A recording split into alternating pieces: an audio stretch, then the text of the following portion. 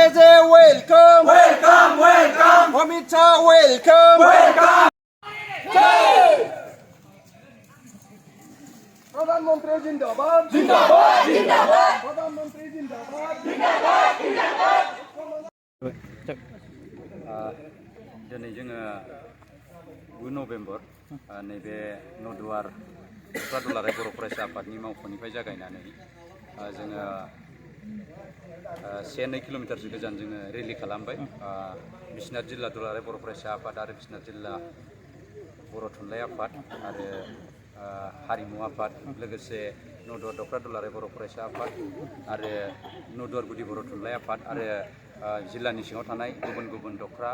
बर' फरायसा आफाद आरो थुनलाइ आफाद लोगोसे बे ओनसोलनि फोरोंगिरि मेलेमजिबि आरो लोगोसे फरायसुला फरायसुलि आरो गामिनिफ्राय बाहागो लाफैदों। बेयाव माखासे गामियारि रायजो राजाफोर आरो लोगोसे जों बेयाव दिनै बाहागो लाफादों अल आसाम हाजं स्टुडेन्ट इउनियननि गाहाय नेहाथारि बखन्त हाजं बिथां। दा बे दिनैनि बे जों हाबाफारिनि गेजेरजों बे रेलि लानायनि गेजेरजों जों बेखौनो गोजोननाय फोरमायनो नागिरदों जे बोहैथि दाननि 15 आरो 16 नभेम्बर खालि दिल्लीनि गान्धी हिन्दुस्तानी साहित्य सभानि मददजों आरो दुलाराय बर' फरायसा आफाद आरो बर' थुनलाइ आफाद बर' हारिमु आफाद जथायै जिथु खुंफुंनो लानाय बड'लेण्ड महोत्सब बे महोत्सबाव जोङो हादरनिनो मानगोनां गाहाय मन्त्रि बिथां नरेन्द्र दामोदर दास मोदी बिथांखौ जोङो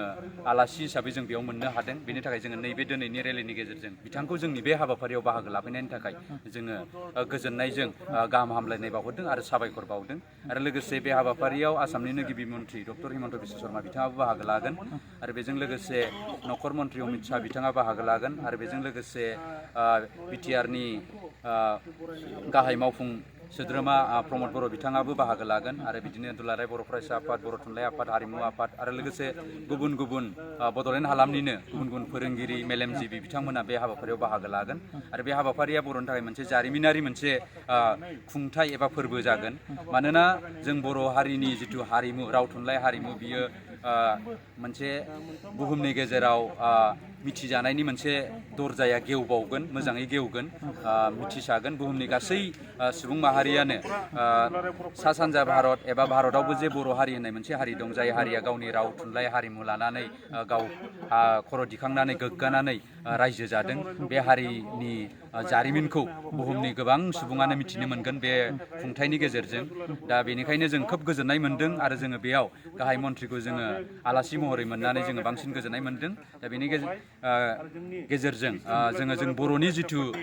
राव थुनलाइ हारिमुखौ जों जौगासारनायाव आगानसे आवगायबावनो हागोन होननानै जोंहा फोथायनाय दङ। हाबाफोराव बाहागो लानानै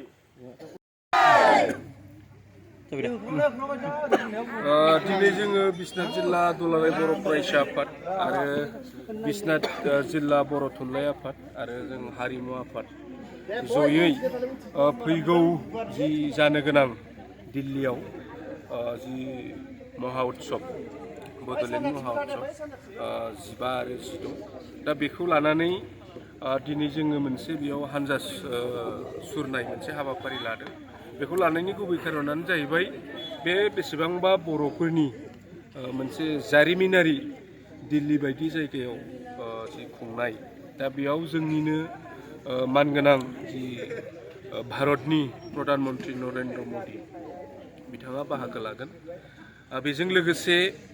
जोंनि आसामनि गाहाय मन्त्रि डक्टर हिमन्त बिश्व शर्मा आरो गोबां राजखान्थिगिरि आरो केबिनेट मिनिस्टार बिथांमोना बे हाबाफारियाव बाहागो लागोन। बिनि थाखायनो जोङो दिनै गोजोननाय मोनसे जिल्लानिफ्राय जोङो जासिदों आरो बरायदों। बेबायदि मोनसे जारिमिनारि जि राव थुनलाइ हारिमु बेखौ लानानै मोनसे भारताव जि मोनसे जोंनि ट्रेडिशनेल कालचार बेखौ दिन्थिनो थांनायाव जोङो दिनै जोबोद गोजोननाय दङ आरो बेयाव जोंनिनो मानगोनां बे प्रधान मन्त्रिया बाहागो लानायाव जोंहा गोबां गोजोननाय बा मोजां मोननाय